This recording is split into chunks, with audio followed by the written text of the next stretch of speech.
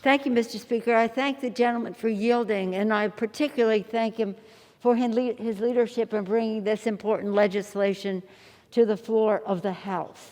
This is about building back better with women, not stifling innovation and entrepreneurship, but reaping the benefits of all that women have to offer in our country. Mr. Speaker, nearly 60 years ago, President John F. Kennedy signed the Equal Pay Act into law, lauding it as this is his quote, "a measure that adds to our laws another structure basic to democracy." Today, I rise in support of a similarly momentous measure for our democracy, the Paycheck Fairness Act, which will strengthen that law and reaffirm this pledge: equal work deserves equal pay. We all salute Chairwoman Rosa DeLauro, the guardian angel of this legislation, and so much of what Democrats' works are on behalf of women and families. Chairwoman DeLauro is relentless introducing this bill in each of the last 13 Congresses and securing bipartisan support and the support of the entire House Democratic Caucus. And now, because of her leadership, we have a chance for it to become law. Many of us, with Chair DeLauro at the helm, helped lead the charge for equal pay for many years now. 12 years ago, House Democrats passed the Lilly Ledbetter Fair Pay Act to protect women's right to challenge unfair pay in the courts. We are proud that President Obama made this bill the first bill that he signed into law.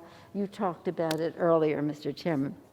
Exactly 10 years later, when Democrats retook the majority, we were honored to stand with Lilly Ledbetter, that courageous woman, as we took another step forward for pay equity by again introducing Congresswoman DeLauro's bill, the Paycheck Fairness Act.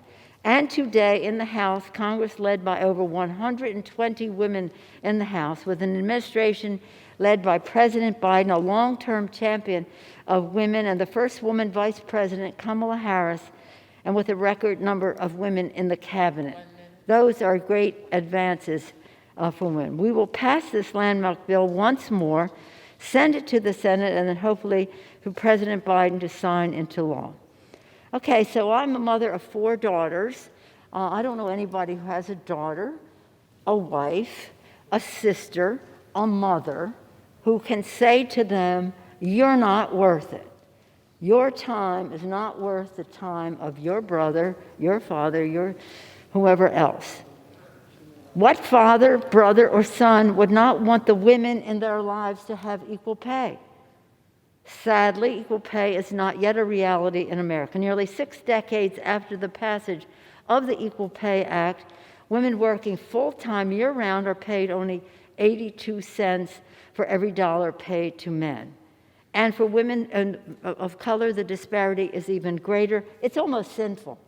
63 cents for Black women, Native Hawaiian, Pacific Islander, American Indian, and Alaskan Native women, 60 cents. Latinas making just 55 cents for every dollar for the same pay as men. Equal work, equal hours, equal efforts, but not equal pay.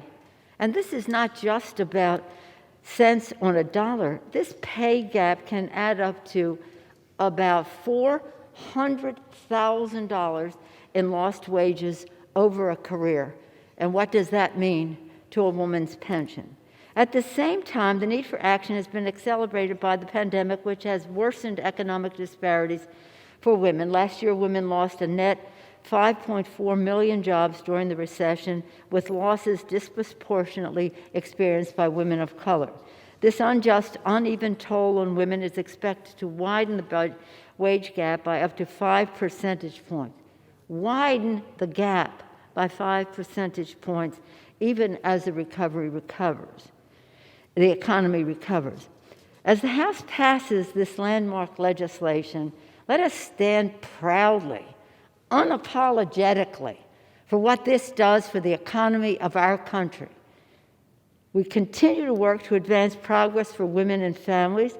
The strong support of President Biden The House Democrats were proud to have passed and sent to the Senate our bipartisan VAWA reauthorization led by Congresswoman Sheila Jackson Lee, legislation to remove the arbitrary deadline for ERA ratification led by Congresswoman Jackie Speer, and to have enacted the American Rescue Act, which is helping many women to return to the workforce. And we will continue this drumbeat of action, ensuring that the Senate passes the Paycheck Fairness Act and advancing legislation to strengthen women's access to child care, health care, workplace safety, and more. And as we move forward to build back better, President Biden's alliterative phrase for how we have job creation in our country, we can only build back better if women are central to that effort. Advancing an economy in a country that works for all of the people in America, very important to America's families and America's children. And with that, I urge a strong and hopefully bipartisan vote on H.R. 7, the Paycheck Fairness Act. Fairness is an all-American quality. Fairness for women is essential because we know that when women succeed, America succeeds.